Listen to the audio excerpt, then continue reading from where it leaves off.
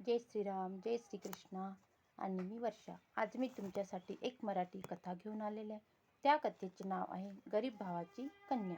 तर मग सुरू करूया. कथा तुम्ही शेवटपर्यंत नक्की ऐका. कोणे एकेकाळी दोन भाऊ आपली आपली घोडागाडी घेऊन प्रवासासाठी घराबाहेर पडले. त्यातील गरीब भावाच्या गाडीला मरतुकडी घोडी आणि श्रीमंत भावाच्या गाडीला अरबी घोडी जुंपलेली होती. गरीब भाऊ साधा आणि सज्जन होता. श्रीमंत भाऊ बेईमान आणि चालाक होता. रस्त्यात जाता जाता रात्र झाली तेव्हा ते आराम करण्यासाठी थांबले. रात्री गरीब भावाच्या घोडीने एका पिल्लाला जन्म दिला. पिल्लू गंडलत गंडलत श्रीमंत भावाच्या गाडीखाली गेले. सकाळी श्रीमंत भावाला पिल्लू गाडीखाली दिसले. त्याने आपल्या गरीब भावाला उठून सांगितले, उठ दादा, बघ, रात्री माझ्या गाडीने पिल्लाला जन्म दिला. गरीब भाऊ उठून म्हणाला, गाडी पिल्लाला कशी जन्म देईल? हे तर माझ्या घोडीचे पिल्लू आहे. श्रीमंत भाऊ डोळे वटारून म्हणाला, घोडीने जन्म दिला असता तर पिल्लू त्याच्याजवळ असते. या गोष्टीवरून दोन भावांमध्ये भांडण सुरू झाले. ही भानगड कोर्टापर्यंत पोहोचली. श्रीमंत भावाने अधिकाऱ्याला लाच देऊन आपल्या पक्षात वळवून घेतले, म्हणून कोर्टाने निर्णय श्रीमंत भावाच्या बाजूने दिला. गरीब भावाला दुःख झाले, पण तो गप्प बसला नाही. शेवटी ही गोष्ट बादशहापर्यंत पोहोचली. बादशहाने दोन्ही भावांना आपल्या दरबारात बोलावून त्यांना सोडविण्यासाठी एक कोडे दिले. जगातील सर्वात ताकदवान आणि सर्वात वेगवान, सर्वात मोठी, सर्वात कोमल आणि सर्वात प्रिय गोष्ट कोणती? बादशहाने त्यांना विचार करण्यासाठी 3 दिवसाचा अवधी दिला. चौथ्या दिवशी तुम्ही तुमचे उत्तर घेऊन या असे सांगितले, तेव्हा मी माझा निर्णय देईल, बादशाह म्हणाला. दोन्ही भाऊ बादशहाचे बोलणे ऐकून चक्रावून गेले. श्रीमंत भाऊ काही वेळ विचार करत बसला. अचानक त्याला त्याच्या एका मित्राची आठवण झाली. तो सल्ला घेण्यासाठी त्या मित्राच्या घरी गेला. मित्राने त्याचा खूप आदर सत्कार केला. त्याने विचारले, मित्रा, तू इतका उदास का बरं? काय सांगू, बादशहाने मला सोडविण्यासाठी कोडे दिले आहे आणि वेळ दिलाय फक्त 3 दिवसांचा. श्रीमंत भाऊ उदास स्वरात म्हणाला, मला सांग, कोणते कोडे आहे ते?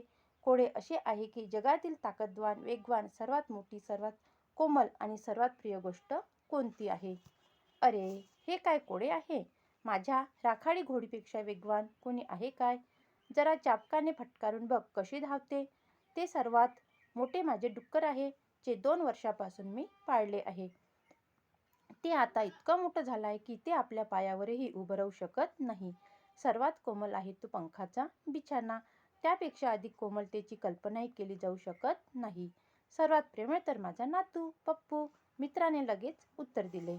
उत्तर मिळालेला श्रीमंत भाऊ मित्राचे आभार मानत म्हणाला, देव तुझे भले करो.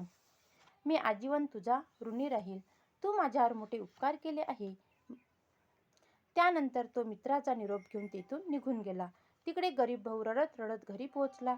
दरवाजात त्याला त्याची मुलगी भेटली. 7 वर्षाच्या मुलीला वडिलांना रडताना पाहवले नाही. बाबा, तुम्ही का रडत आहात? तिने विचारले. रडू नको तर काय करू मुली, बादशहाने मला कोडे सोडविण्यासाठी दिले आहे. मी आयुष्यात कधीच ते सोडू शकणार नाही. मला सांगा, कोणते कोडे आहे ते? गरीब भावाने कोडे सांगितले. मुलीने उत्तर देण्यासाठी एक क्षणही वाया घालवला नाही. ती म्हणाली, बाबा, आपण बादशहांकडे जा आणि त्यांना सांगा की सर्व गोष्टीत सर्वात ताकदवान व वेगवान हवा आहे. सर्वात मोठी गोष्ट आहे पृथ्वी. सर्वात कोमल हात आहेत, कारण माणूस कितीही मऊ बिछाण्यावर झोपला तरी तो आपला हातच डोक्याखाली घेतो. आणि सर्वात प्रिय गोष्ट म्हणजे झोप आहे. चौथ्या दिवशी श्रीमंत आणि गरीब दोघे भाऊ दरबारात हजर झाले आणि त्यांनी बादशहांना आपली उत्तरे ऐकवली. बादशहाने ऐकली व गरीब भावाला विचारले, तू हे कोडे स्वतः सोडवले आहेस का कोणाची मदत घेतली आहेस? अन्नदाता, माझी 7 वर्षाची मुलगी आहे. तिनेच मला या कोड्याची उत्तरे सांगितली. ती खूप हुशार आहे.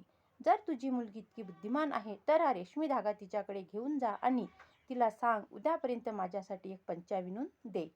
गरीब भाऊ तो पातळ रेशमी धागा घेऊन घरी पोहोचला तेव्हा तो चिंता आणि दुःखाच्या सागरात बुडाल्यासारखा दिसत होता. मुलीने विचारल्यावर तो दुःखी स्वरात म्हणाला, आपलं तर भाग्यच तुटलं आहे मुली. बादशहाने आदेश दिला आहे की तू या रेशमी धाग्यापासून त्यांना पंचा विणून द्यावा. बाबा, तुम्ही काळजी करू नका. मुलीने तो धागा आपल्या हातात वडिलांच्या हातातून आपल्या हातात घेतला आणि ती म्हणाली. मग झाडूमधून एक काडी काढून ती आपल्या वडिलांना देऊन म्हणाली, तुम्ही लगेच बादशहांकडे जा आणि त्यांना सांगा की या काडीपासून ताक बनवून द्यावा. मग मी उद्यापर्यंत त्यांच्यासाठी पंचा बनवून देईल. तो पळत पळत बादशहाकडे गेला. त्याने बादशहाला सांगितले की त्याच्या मुलीला काय हवे आहे. बादशहाच्या लक्षात आले की गरीब भावाची मुलगी खरोखरच बुद्धिमान आहे. अशा बुद्धिमान मुलीला भेटले पाहिजे.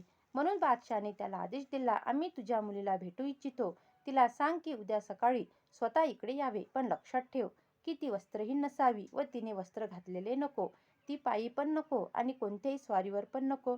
तिने कोणती भेट आणू नये व विना भेटही येऊ नये. गरीब माणसाने बादशहाचा आदेश ऐकला. तेव्हा त्याच्या लक्षात आले की त्याच्या मुलीची आता धडगत नाही. पण हा आदेश ऐकून त्याची 7 वर्षाची मुलगी हसायला लागली. मग म्हणाली, बाबा दुःखी होऊ नका. जरा शिकाऱ्यांकडे जाऊन त्यांच्याकडून माझ्यासाठी एक जाळे, एक जिवंत ससा आणि एक जिवंत कोंबडा विकत घेऊन या. तो गेला आणि एक जाळे, एक ससा व कोंबडा विकत घेऊन आला. दुसऱ्या दिवशी भल्या पहाटेच गरीब भावाच्या मुलीने आपले सर्व कपडे काढून मासे पकडायचे जाळे अंगावर लपेटले. मग हातात कोंबडा पकडला व सशाच्या पाठीवर बसून बादशहाच्या महालाकडे निघाली. मुलीने महालात बादशहाला वाकून मुजरा केला व म्हणाली, बादशहा सलामत. मी तुमच्यासाठी भेट आणली आहे, असे म्हणून तिने कोंबडा पुढे केला. पण बादशहा त्याला पकडणार इतक्यात तिने तो सोडून दिला. तो उडून पळून गेला. बादशाह खुश होऊन म्हणाला, मी जसा हुकूम दिला होता तसेच तू करून दाखवलेस. आता मला सांग की तुझे वडील तर खूपच गरीब आहेत, मग तुम्ही पोट कसे भरता. माझे वडील सुक्या जमिनीवर मासे पकडतात.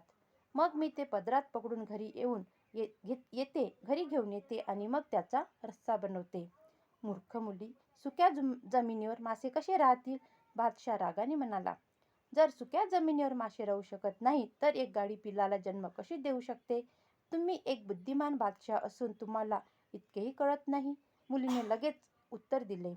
बादशाह तिच्या बुद्धिमत्तेवर प्रचंड खुश झाला. त्याने पिल्लू गरीब भावाला दिले व श्रीमंत भावाला तुरुंगात बंद केले.